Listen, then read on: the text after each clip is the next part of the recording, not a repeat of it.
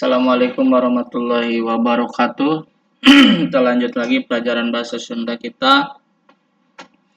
Menganalisis unsur-unsur intrinsik karya sastra dina carita pantun. Pekilo ringkesan carita pantun ia dihandap. Carita pantun Ciung Wanara.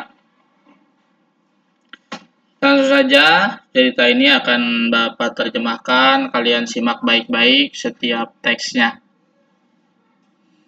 Ciung Wanara sebetulnya adalah anak Raja Galuh Pakuan. Namun sejak kecil diurus oleh Aki Balangantrang dengan Nini Balangantrang. Ciung Wanara tidak tahu bahwa dirinya anak raja.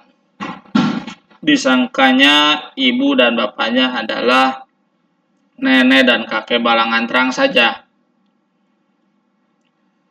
Tapi karena ada terah, meskipun dididik oleh nenek-nenek dan kakek-kakek dan juga di kampung, beda sifatnya dengan anak-anak di kampung lainnya.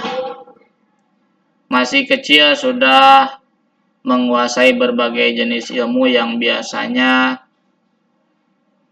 ilmu seperti itu dipegang oleh orang dewasa. Adapun hobi Ciung Wanara waktu itu adalah memelihara dan mengadu ayam.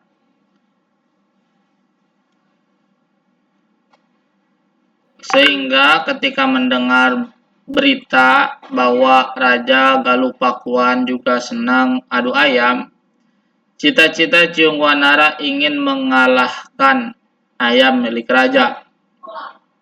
Menurut pikirannya, baik buruknya ayam tergantung pada keturunan dan pemeliharaan.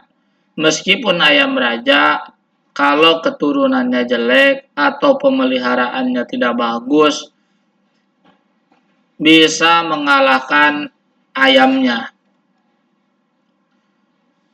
Pada suatu waktu, Ciung Wanara bercerita kepada nenek dan kakek Balangantrang bahwa dirinya mau berangkat ke negara Galuh Pakuan. Tentu saja nenek dan kakek ketika tahu mendengar cerita Ciung Wanara seperti itu, dia sangat kaget. Tapi tidak ada alasan untuk melarang. Apalagi kalau melihat niatnya, kalau melihat dari tongkrongan badan Ciung Wanara yang sudah menginjak dewasa, wajar saja jika ingin pergi untuk mencari pengalaman ke kota. Lebih dari itu, kakek dan nenek Balangantrang tahu sekali siapa Ciung Wanara itu. Di dalam pikirannya, ini adalah anak laki-laki, tentu akan mengusir sejarah. Diceritakan dalam waktu yang sudah ditentukan, berangkat saja Ciung Wanara bersama ayam jagonya itu. Ketika melalui kampung-kampung cukup ramai. Karena kata gadis-gadis baru melihat seorang satria yang tampan dengan kulit kuning langsat berlalu. Sayangnya hanya sesaat. Para pemuda juga saling menggeleng-gelengkan kepala. Kata ini siapa, kata itu siapa. Hanya waktu yang akan memberitahu bahwa itu adalah anak. Ketika ada yang memberitahu bahwa itu adalah anak nenek dan kakek Balangantrang, semakin orang terkagum-kagum. Ketika sedang tengah hari terik, Ciung Wanara sampai di sebelah luar pintu gerbang, yaitu pintu tempat masuk ke kota. Di sana dirinya beristirahat, melepas lelah terlebih dahulu di bawah pohon kayu. Keringatnya bercucuran dari seluruh badannya. Betapa nikmatnya terkena oleh angin yang sepoi-sepoi.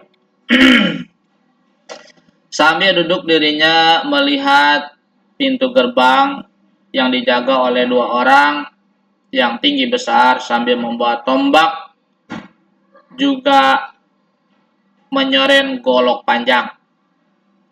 Menurut pikirannya, bagaimana bisa masuk kalau dijaga seperti itu? Padahal tidak punya uang, karena setiap yang masuk ke sana harus bayar. Kebetulan yang jaga itu ternyata sebentar-sebentar pergi. Ketika sedang lengah seperti itu, Ciung Wanara masuk. Setelah berada di dalam kota, orang-orang kaget melihat pemuda yang begitu tampan. Waktu itu Ciung Wanara ada yang mengaku dia diaku oleh seorang janda kaya.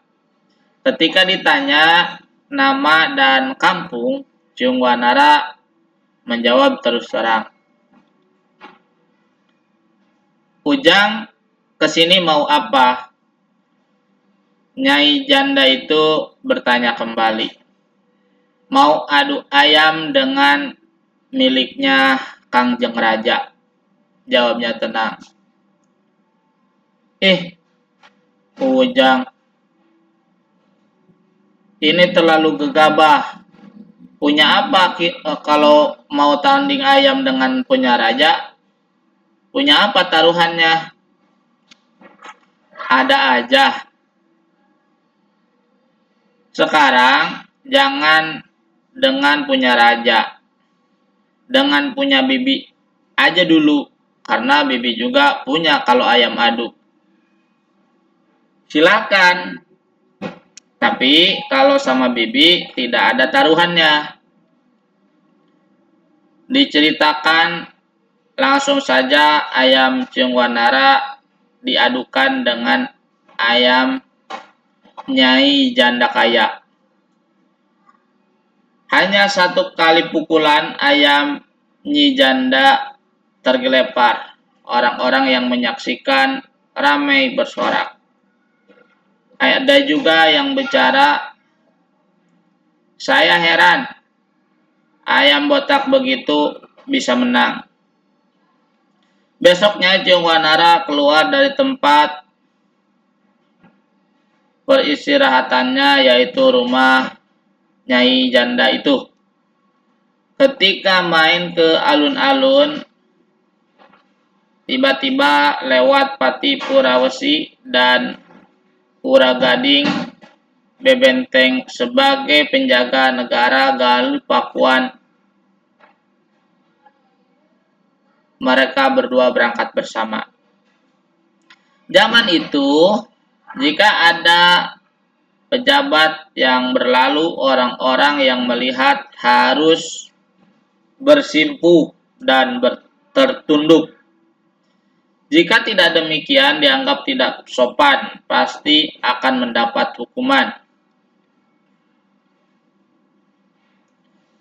Meski tidak tahu juga yang dua orang itu patih, melihat dari fisiknya, siapa yang tidak takut. Sudah badannya tinggi besar, kumisnya baplang, dan jambangnya juga. Menggunakan ikat kepala sampai rambutnya yang panjang terikat oleh ikat rambut. Badannya tidak memakai baju sehingga bisa terlihat bulu keteknya yang panjang, dadanya berbulu. Ke bawahnya memakai celana sontog menggunakan ikat sebesar tampah di pinggang. Keduanya menyoren golok panjang yang hampir nempel ke tanah. Kalau melihat pada yang menghormat, matanya berkerling sebesar jengkol,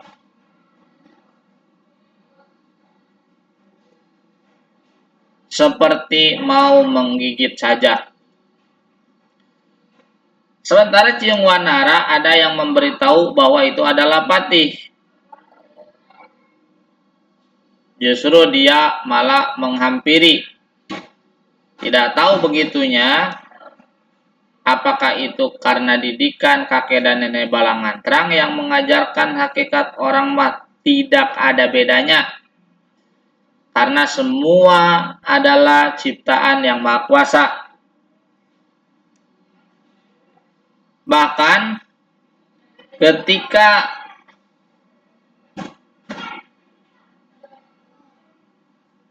Bahkan dalam bahasa juga sama saja.